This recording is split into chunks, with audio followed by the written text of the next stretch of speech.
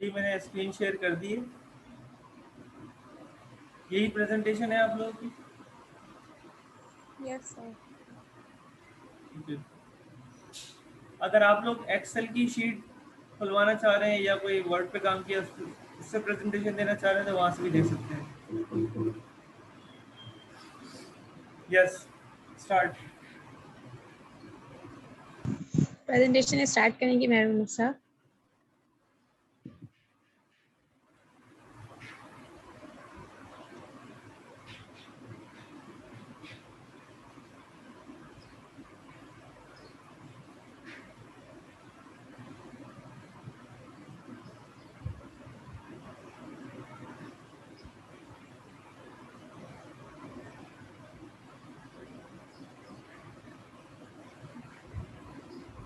मुझे आवाज़ नहीं आ रही किसी की भी।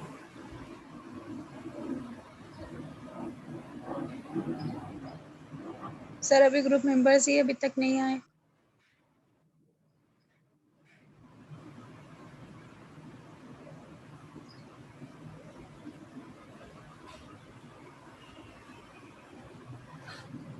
तो बाकी दूसरे ग्रुप मेंबर हैं वो स्टार्ट कर लें। वो अपने हिस्से की स्लाइड बता दें, अपना काम बता दें, कोई मसला नहीं है। ये थोड़ा अनस्ट्रक्चर रहेगा, स्ट्रक्चर नहीं रहेगा पूरा। मतलब आप समझ रहे हैं कि ये ऑनलाइन क्लास में अगर हम वेट करेंगे ना तो 40 मिनट पूरे हो जाएंगे। आप अपने हिस्से का काम बता दें, आपके मार्क्स नोट कर दिए जाएंगे। सर मेरा फिर एक्सेल की शीट ओपन करनी एक्सेल की पड़ेगी शीट में कर लेते सर मैं आ गई। हैं। जी जी हाँ, चलें स्टार्ट करें। सर मेरे ग्रुप में है, मैं हूँ मेहरुन्निसा, राबिया बीबी, सैरिश एंड जवेरिया नहीं।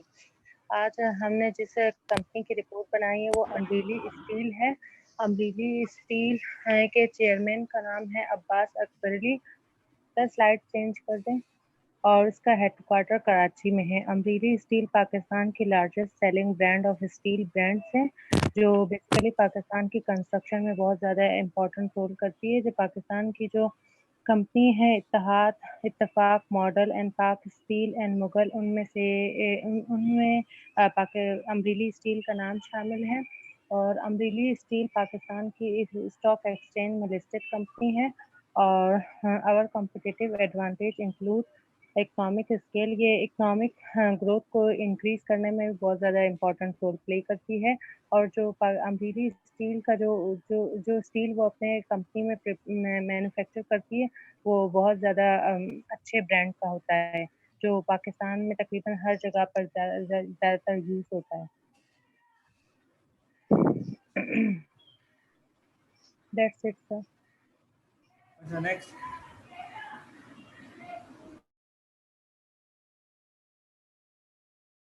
बाकी स्टूडेंट्स, यहाँ तो प्रेजेंटेशन एंड हो यस गई। सर। No sir. कौन देगा सर नेक्स्ट? जो जवेरिया, सर मैं राबिया बीबी। जी आप कहाँ से देंगे प्रेजेंट, किससे करेंगी? सर जो जवेरिया ने आपको एक्सेल फाइल सेंड अच्छा की थी ना एक्सेल वो की, वाली। एक्सेल की शीट से आप यस लोग सर। मुझे बता रहे थे।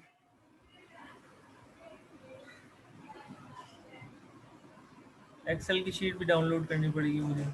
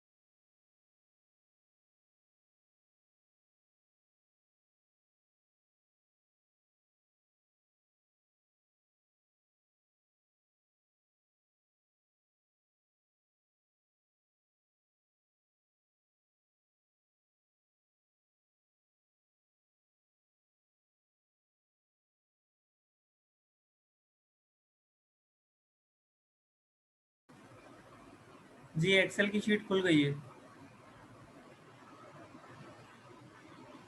सर इसमें सर प्रॉफिट एंड लॉस वाली शीट।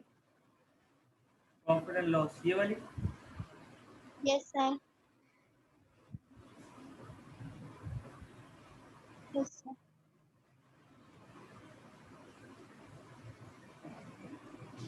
ठीक है जी, स्टार्ट करें। Sir yes sir, my name is Rabia Bibi. तो हमने आज कंप्लीट किया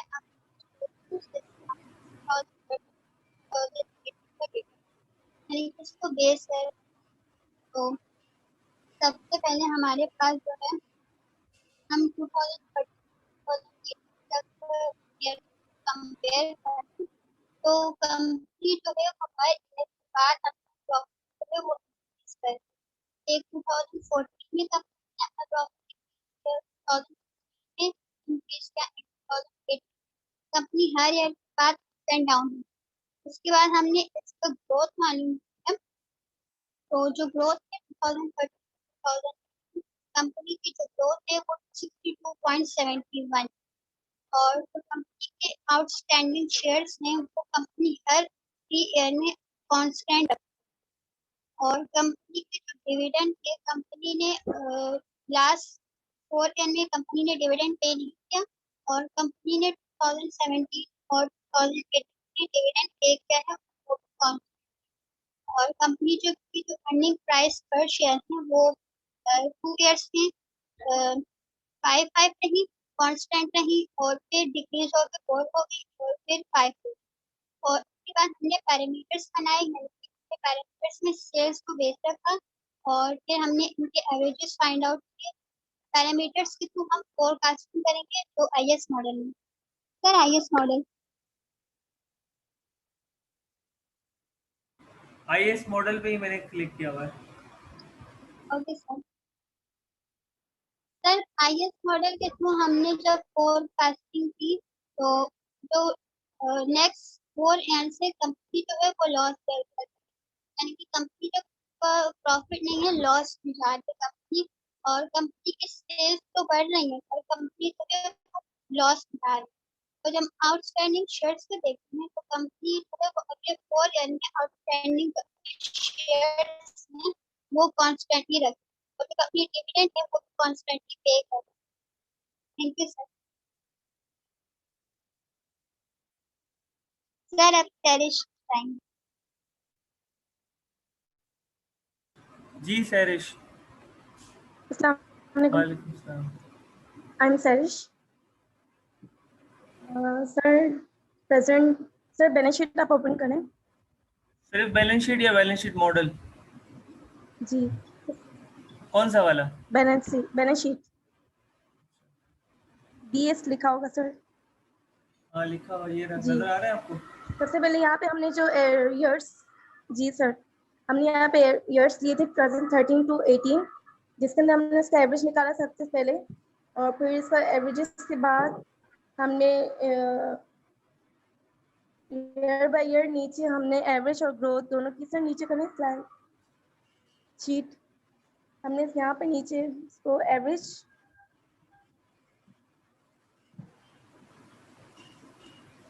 जी यहाँ पर हमने इसको एवरेज निकाले सारे इस पर जितने भी इंडिकेटर्स थे हमने सबकी एवरेजेस निकाली और ग्रोथ निकाली जिसमें हमने लॉन्ग टर्म इन्वेस्टमेंट जो थी हमारी हमने कॉन्स्टेंटली ली थी क्योंकि ऊपर जितने भी ईयर्स थे उसमें इन्वेस्टमेंट जो की हुई थी वो इक्वली हुई हुई थी। तो हमने यहाँ पे भी कॉन्स्टेंट ली फ्यूचर के लिए और यहाँ पे कैश एंड बैंक बैलेंसेस भी हमने यहाँ पे कॉन्स्टेंट लिए और ग्रोथ हमारी जो है लॉन्ग टर्म डिपॉजिट में हमारी नेगेटिव ग्रोथ हुई जिसके साथ साथ हमारी अदर रिसीवेबल्स जो हैं उस पर भी हमारी नेगेटिव ग्रोथ हुई और इसके अलावा जितनी भी हमारी ग्रोथ है वो सब 0.5 थे लेकिन हमारी पॉजिटिव में थी।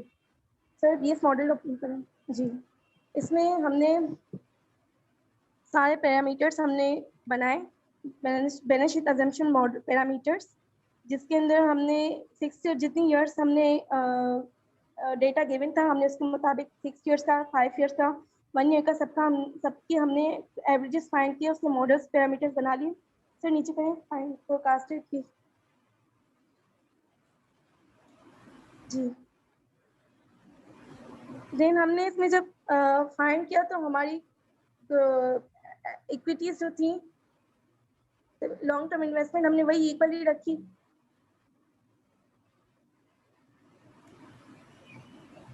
जी, इसमें हमने नॉन करंट एसेट जो है हमारी जो 2018 के मुकाबले में हमारी नॉन करंट एसेट जो वो हमारे कम हो गए थे, कम होने के चांसेस है, क्योंकि हमने एस्टिमेटेड की है जितने भी हमारे पास डेटा है। इसके साथ साथ अगर हम नॉन करंट एसेट की टोटल करंट एसेट की बात करते हैं तो हमारे जो एसेट्स हैं वो डिक्रीज हुए हैं cause of non current assets की वजह से।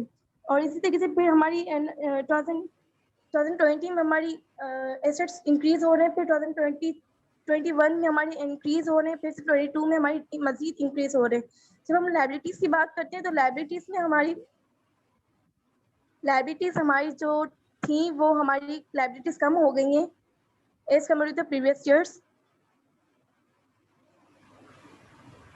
एंड इक्विटीज जब हमने फाइंड की तो इक्विटीज में भी हमने जब फोरकास्टिंग की तो हमारी इक्विटीज बहुत कम हो गई as compare to the previous year.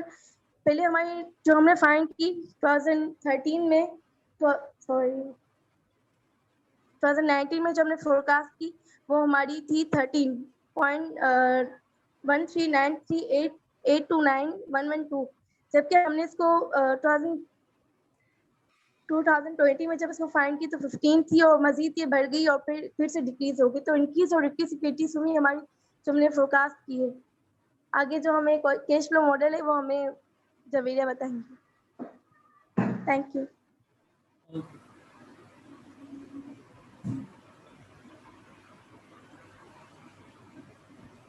Yes sir, कौन सी free slide? Cash flow equity. सही है। सर इसमें हमने जो free cash flow equity find out किया उसमें हमने पहले प्रॉफिट एंड लॉस स्टेटमेंट से ऑपरेटिंग कैश फ्लो, एक्सपेंडिचर्स और कैश फ्लो फॉर इन्वेस्टिंग और फाइनेंसिंग हमने वहाँ से ले लिया। हमने जब फाइंड आउट करना था फ्री कैश फ्लो इक्विटी और free cash flow from firm, तो सर हमने free cash flow from equity मालूम करने के लिए हमने जो किया वो हमने ऑपरेटिंग कैश फ्लो को माइनस किया कैपिटल एक्सपेंडिचर से, जो हमारे पास सब ईयर्स का एस्टिमेटेड या बेस्ड ऑन 6 ईयर्स हमने निकालना था, उन सबका हमने कैलकुलेट किया। उसके ये करने के बाद हमने फिर free cash flow equity from firm मालूम करना था। उसके लिए हमने कैश फ्लो फ्रॉम फाइनेंसिंग को ऐड किया free cash flow to firm से, हमारे पास free cash flow from equity आ गया। फिर से हमने ग्रोथ रेट दोनों से मालूम किया। पहले हमने जो बेस ईयर लिया वो 6 ईयर्स का लिया।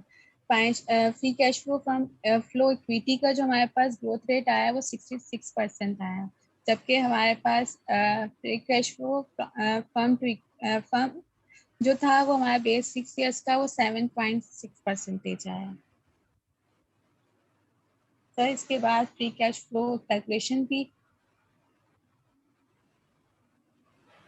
सर इसमें प्रॉफिट आफ्टर टैक्सेशन वाली हमने सारी अमाउंट्स लिखी थी। फिर हमने देखा था हमारा जो लास्ट ईयर था 2018 उसमें से हमने इसको माइनस किया जो हमारा प्रीवियस ईयर था, क्योंकि हमारा इंक्रीज हो रहे थे करंट एसेट्स, इसलिए हमने उसमें से सब्ट्रैक्ट किए सबको। 2019 टू 2020 तक हमने प्रेडिक्ट करना था, एजम्पशन करना था, तो हमने 2018 को बेस ईयर करके फिर उसमें से एक एक करके माइनस करते हैं। जैसे हम 2018 था उसको 2019 में जो हमारे करंट एसेट्स था उसमें से हमने माइनस कर दिया 2018 को। इसी तरह हमने 2020 की वैल्यू फाइंड आउट करने के लिए 2020 की जो सम करंट एसेट्स था उसमें से 2019 को माइनस कर दिया। इस तरह से करके हमने 2020 तक सारी प्रेडिक्ट कर ली। अब उसके सेकंड बात हमारे पास था कि add back increase in current liabilities को भी हमने सेम उसी तरह किया जैसे कि हमने इससे पहले वाला करंट एसेट्स वाला किया था कि 2019 के जितने करंट लाइबिलिटीज थे उनको माइनस कर दिया था, ऐड कर दिया था 2018 से, क्योंकि वो हमारे इंक्रीज हो रहे थे इसलिए। इस तरह से हमने फिक्स एसेट्स एट कॉस्ट भी निकाला 1 बाय 1 करके, और इस तरह से करके हमारे पास ये after taxation amount financial expenses आ गए, क्योंकि हमारे पास अमोर्टाइजेशन अमाउंट नहीं थी तो इस वजह से हम लोग इसको कैलकुलेट नहीं कर पाए। That's it sir. अच्छा जवेरिया, आपसे सवाल है कि इसमें फ्री कैश फ्लो कैलकुलेट करने का मकसद क्या है? फ्री कैश फ्लो कैलकुलेट करने का क्या रीज़न है? Sir free cash flow calculate करने का रीजन ये क्या है, पता चल जाता है कि हमारे अवेलेबल इक्विटी शेयर होल्डर्स के पास आफ्टर एक्सपेंसेस इन्वेस्टमेंट और डिपार्ट कितने पे करेंगे। नहीं, जब भी आप इन्वेस्टमेंट रिसर्च रिपोर्ट बनाते हैं तो there are different models that you use to determine the intrinsic value. तो free cash flow is one of the model in which you determine the intrinsic value of the company। तो यहाँ पे आपने intrinsic value तो निकाली नहीं इससे, इसके थ्रू।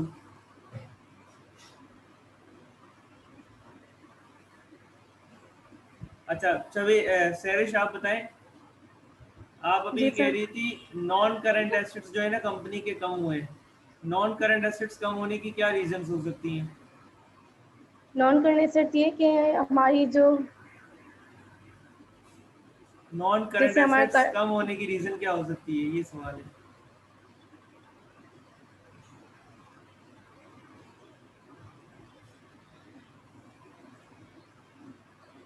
नॉन करंट एसेट्स कम क्यों होते हैं?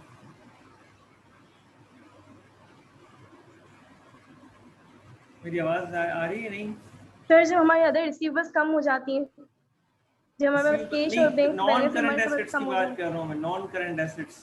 Sorry sorry yes non sir. Current assets की बात कर रहा हूँ, वो डिक्रीज होने की क्या रीजन है? वो ये कि सर हमारे पास इन्वेस्टमेंट कम है या डिपॉजिट जो हम लोग करें वो कम है, और हमारे पास इतने एसेट्स नहीं है हमारे पास, जो जिसकी वजह से हम अपनी जो हमारे पास ये सवाल एसेट्स की जो ये सवाल आप सर्च कीजिएगा, आंसर गलत दे रही हैं आप। खैर, बहरहाल सही है। चलें, आप लोगों ने प्रेजेंटेशन अच्छी दी, सर मैं ओवरऑल कुछ काम कहना चाह वर्किंग रही की। हूँ। जी जी कहें।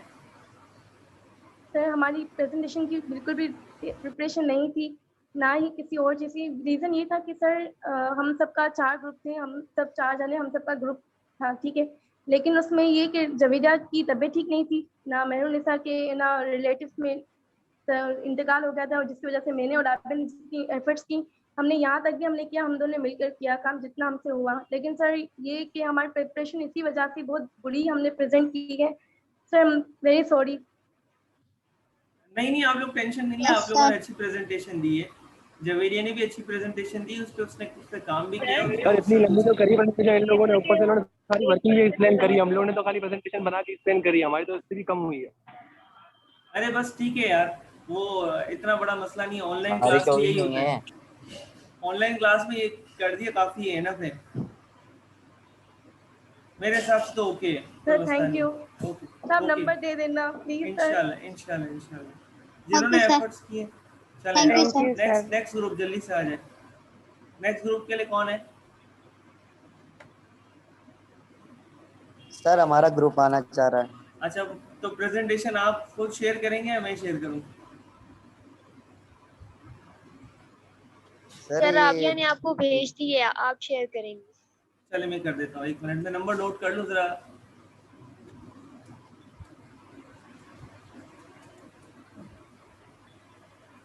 जी मुझे भेजी है, राबिया ने भेजी है, तो ज़रा देख लेते हैं। ईमेल की है। जी सर, ईमेल भी की है और आपको व्हाट्सएप पे भी भेजी। राबिया तनवीर, जी जी। ये तो बहुत गलत हो गया।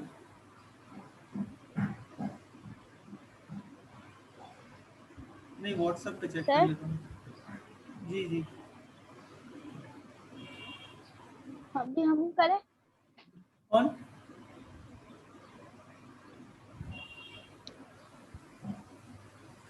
मुझे एक और सर प्रेजेंटेशन हम मिली, करें। मुझे एक और प्रेजेंटेशन मिली है, वो हाँ किसकी हम है? भी कर रहे हैं। कौन सी?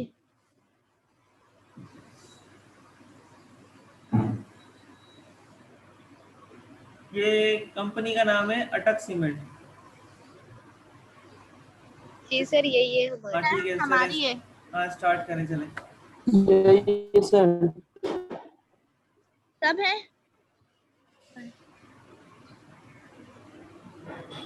अदील, बासित, अरबाब, सब नहीं भी है तो आप अपने ऐसे की सुम्बुल, प्रेजेंटेशन दे दें। सुमैया। जी हाँ आप सब स्टार्ट कर दो। लिसनिंग। अस्सलाम वालेकुम, this is me Rabia Tanveer. Sir next slide करें। हमने जो कंपनी सेलेक्ट की है वो हमने ली है अटक सीमेंट कंपनी, जो कि इस्टेब्लिश हुई थी 1981 में। और ये अटक सीमेंट जहाँ पे लोकेटेड है वो है हब बलूचिस्तान की साइड पे। इनका जो कैपिटल और जो प्रोडक्शन, जब उन्होंने वो कंपनी स्टार्ट की तो इनका उस वक्त कैपिटल, उन्होंने जिस कैपिटल से कंपनी स्टार्ट की वो था 45 मिलियन।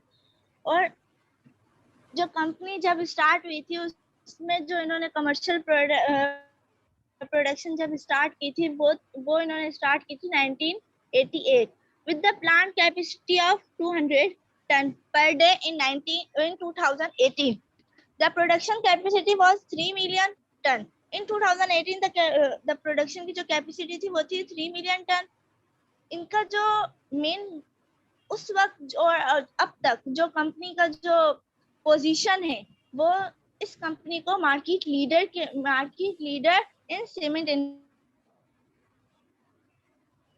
है। तो इसका जो विजन है वो है कि ऑर्गेनाइजेशन को ऑर्गेनाइजेशन जो वो कंटिन्यूसली लीडिंग करती रहे और जो इसकी जो क्वालिटी जो हम लोगों को दें वो हाई हो, और जो इसका एक्सपर्ट है वो हमेशा मार्केट में लीडर की हैसियत से वो कंपनी रहे।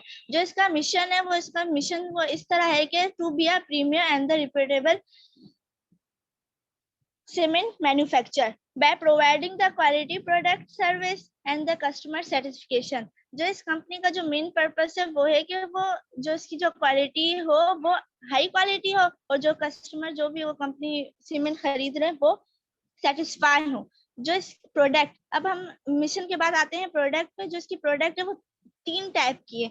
एक है ओपीसी ऑर्डिनरी पोर्टलैंड सीमेंट, दूसरी है एसआरसी जिसकी फुल फॉर्म है सेल्फरेट रेजिस्टेंट कंपनी, और जो इसकी थर्ड है वो है एफबीसी फैल्कन ब्लॉक सीमेंट। अभी हम जो इसके बाद जो हम लोग देखेंगे हम लोग इस कंपनी की फाइनेंशियल पोजीशन जो हमने कैलकुलेशन की है, जो हमने और जो हमने ली है और जो हमने एस्टिमेट की है, और जो इसकी इंडस्ट्रियल रिव्यू सेल्स रिव्यू ये सब देखेंगे। अभी इंडस्ट्रियल रिव्यू हमें देंगी सुमैया। अस्सलाम वालेकुम, this is Sumaiya Rafiq. Sir industrial reviews का ये था कि जैसे कि हमने देखा 2016 से हमने स्टार्ट किया था, तो 2016 में इसका जो नेट सेल्स है वो थोड़ा कम था और ऐसे ही वो ग्रोथ करता गया ईयर बाय ईयर। 2019 से 20 तक वो अपर लेवल तक गया। देन 19-20 में वो बिल्कुल जो है वो फॉल की साइड चला गया, क्यों? Because of Covid. और इसकी जो इसी तरह से नेट प्रॉफिट जो इसका ग्रोथ ज्यादा था, फिर 19-20 में ऐसे ही जो है वो कम हो गया। देन सेल रेवेन्यू, इसका सेल्स रेवेन्यू भी जो है वो 16 से लेकर और 2016, 17 और 18 तीनों में जो है वो सेम रहा था। देन जो है वो 2019 में अप कर गया इसकी शेयर प्राइस, एंड देन 2020 में अचानक जो है वो फॉल कर गई, क्योंकि कोविड की वजह से इसने जो शेयर प्राइस है वो कम हो गई, क्योंकि सेल्स जो है वो भी कम हुई थी। इस वजह से 8% से जो है वो डिक्रीज हुई थी सॉरी सर। बाकी जो नेक्स्ट है वो सिंबल प्रेजेंट के। अस्सलाम वालेकुम सर, स्लाइड चेंज कर दो।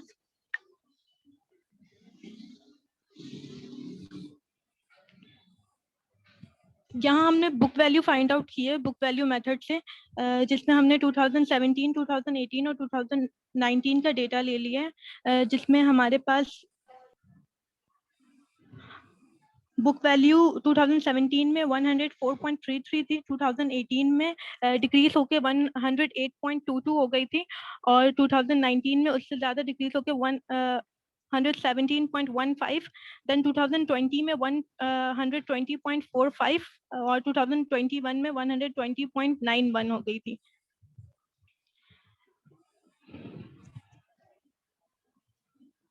सर वही वाली स्लाइड रहने दीजिएगा।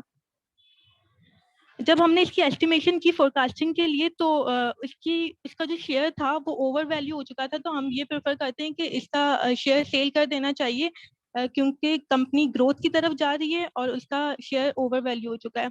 कंपनी अगले 3 साल में हमारी एस्टिमेशन के मुताबिक 6.7% से ग्रोथ करेगी। Next slide.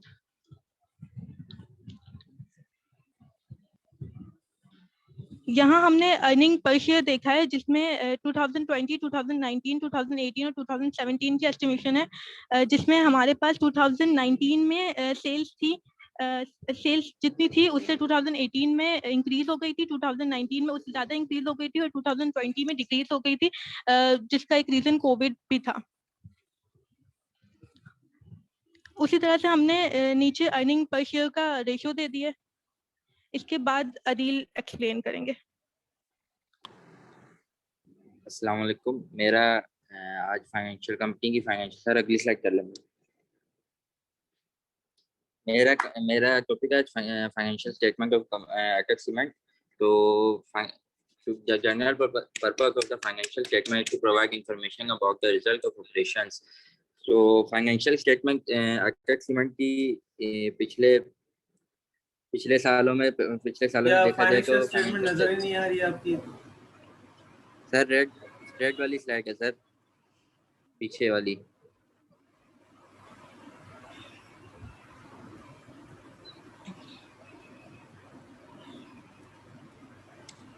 ये वाली।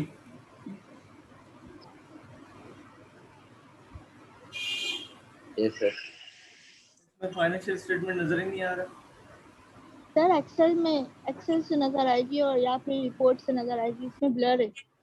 हाँ तो एक्सेल की शीट में रिपोर्ट्स में होगी।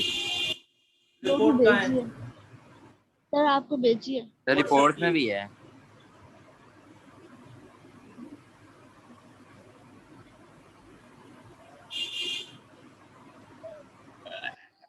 नहीं, मैंने किसकी रिपोर्ट खोल ली।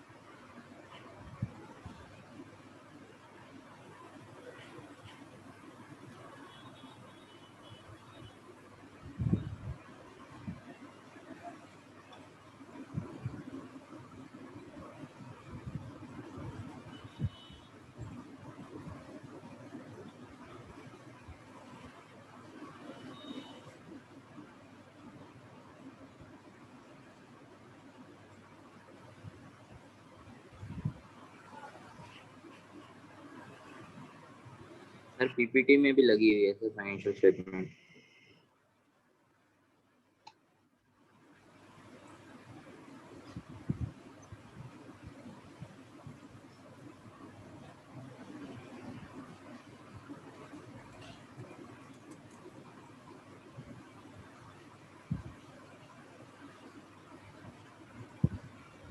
जी, फाइनेंशियल स्टेटमेंट आ गई। यस सर फाइनेंशियल स्टेटमेंट से हमें पता लगता है सर कंपनी की जो करंट एसेट है वो करंट लायबिलिटी से ज़्यादा है। कंपनी को पिछले 2 सालों में कोई फाइनेंशियली ज़्यादा लॉस नहीं हुआ। कंपनी ने अपनी liabilities time to time sir fulfil की हैं, पे की हैं। और सर अगला है sir profit and loss account company का। तो सर उसके अलावा सर कंपनी की ग्रोथ रेट जो है वो इंक्रीज हुई है 2020 से 2023 तक 22% इंक्रीज हुई है। और सर प्रॉफिट एंड लॉस में जो ग्रोथ रेट इंक्रीज हुई है सर वो 0.62% इंक्रीज हुई है सर प्रॉफिट एंड लॉस में। सर इससे कंपनी का नाम क्या है, कंपनी ने मतलब कोई मेजर लॉस नहीं किया पिछले सालों में। कंपनी टाइम टू टाइम हर साल अपनी जगह परफॉर्मेंस इंप्रूव करी जा रही है। तो सर अगली स्लाइड अरबाब आएंगे।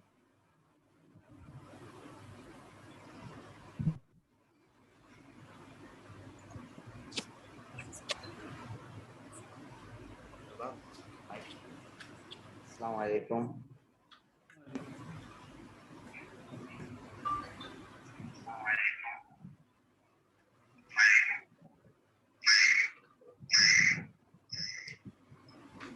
सर कैश फ्लो वाली स्लाइड।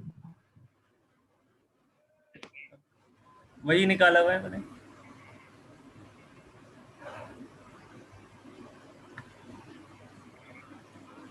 जी स्टार्ट करें।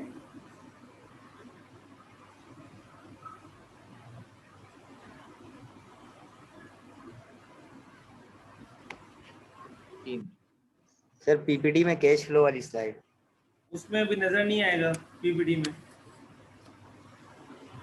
अस्सलाम वालेकुम।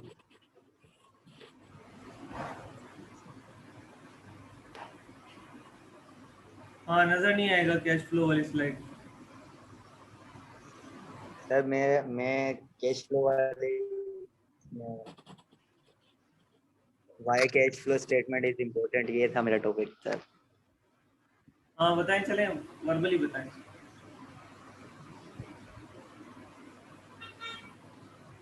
चलो मैं आपसे क्वेश्चन कर लेता हूँ, कर लो। कैश फ्लो स्टेटमेंट हमारे बिजनेस की कैश फ्लो जो होती है, मतलब पोजीशन बताती है कि कितना कैश किस सेक्टर में है।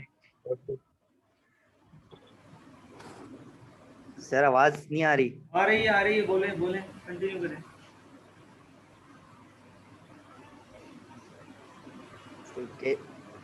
कैश फ्लो जो है वो हमारे बिजनेस में कैश की पोजीशन बताती है कि कैश कितना है, किस सेक्टर में है और कैश जा रहा है, और at the end of the period के कितना कैश बचता है कंपनी में, और स्टार्टिंग के 5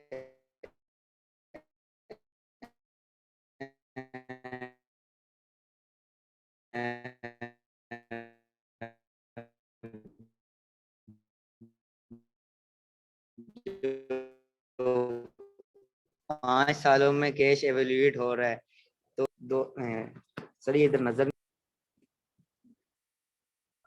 in the first 5 active is increasing year by year। Sir इसका ये जो नीचे है 2020 से लेके 2023 तक जो है कंपनी ने अपनी जो है पोजीशन जो है वो स्टेबल की है और इम्प्रूव की है।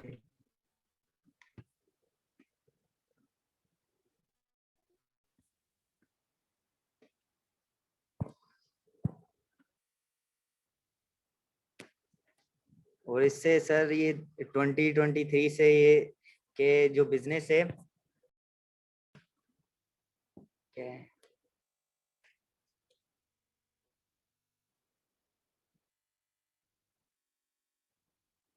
सर ये नजर नहीं आ रहा है यहाँ से।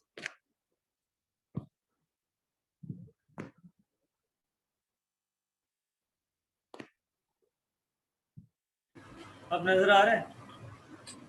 Yes sir.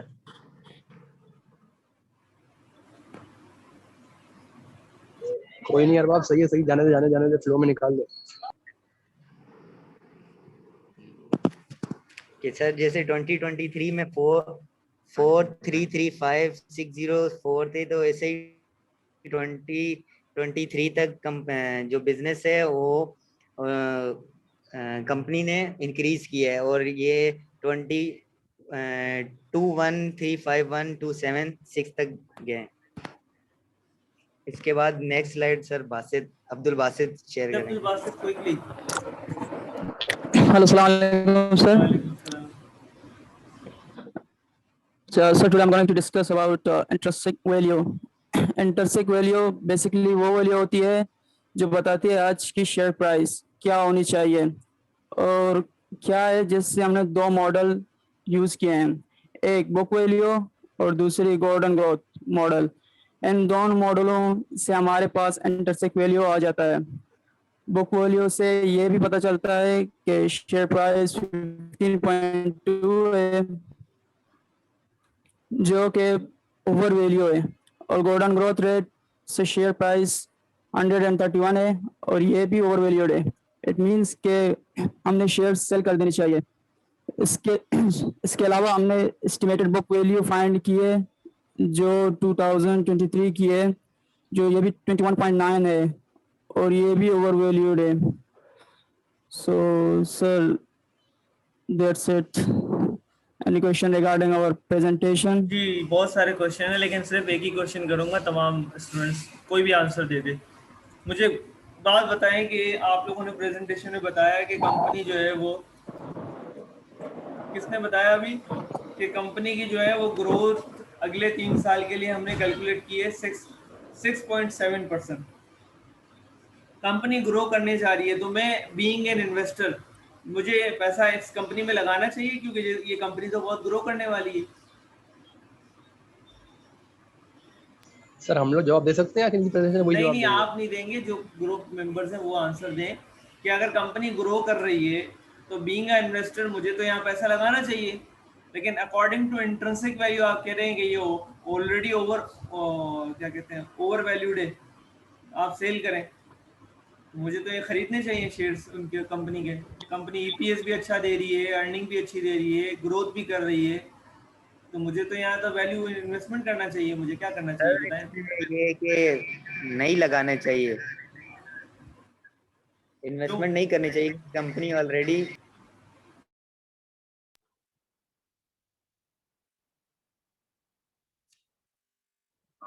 जी आंसर दें। सर इसमें जो कंपनी है राबिया, वो तनवीर, ऑलरेडी आप हाई आंसर पे दें। जा चुकी है। जी कोई भी आंसर दे दे, मेरे पास मसला नहीं है, आप माइक ऑन करके आंसर दे दें।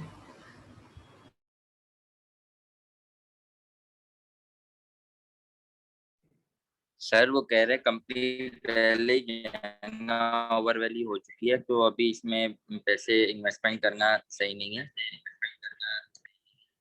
अभी भी जैसे भी अगर कोई आगे पेंडेमिक आ गया तो कंपनी नीचे जाएगी, ये कुछ पता नहीं है सर। अभी परफॉर्मेंस इसकी अच्छी है पर फाइनेंशियल देखिए परफॉर्मेंस ऐसी अच्छी है, आगे कुछ भी आ गया पेंडेमिक, ये तो अंदाजा लगा रहे हैं ना on the basis of research. इन लोगों ने तो ये कैलकुलेट किया है कि कंपनी ग्रो कर रही है और कंपनी का प्रॉफिट भी अच्छा है, कंपनी की अर्निंग भी अच्छी है, कंपनी का रेवेन्यू भी अच्छा है। अब सारी चीज़ें अच्छी हैं तो मैं तो इन्वेस्टर के होने के नाते मैं तो इन्वेस्टमेंट करूंगा। अब वो पेंडेमिक हो रहा है या कुछ भी हो रहा है वो गलत कहानी है, वो तो अंदाजा है ना एक, लेकिन रिसर्च की बेस पर तो यहाँ तो नजर आ रहा है कि मुझे इन्वेस्टमेंट करनी चाहिए। सर रिसर्च की बेस पे नजर आ रहा है आपको इन्वेस्टमेंट करनी चाहिए, पर मैं कह रहा हूँ कंपनी ऑलरेडी अभी फिलहाल कंपनी के शेयर्स ओवर वैल्यू है,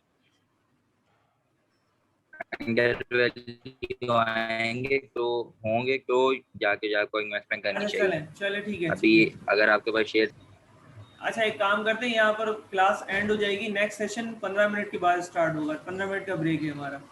उसके बाद जो ग्रुप प्रेजेंटेशन लेना चाहता है मुझे क्या कहते हैं व्हाट्सएप पर और ईमेल पर अपनी जो ना प्रेजेंटेशन और एक्सेल की शीट भेज दे।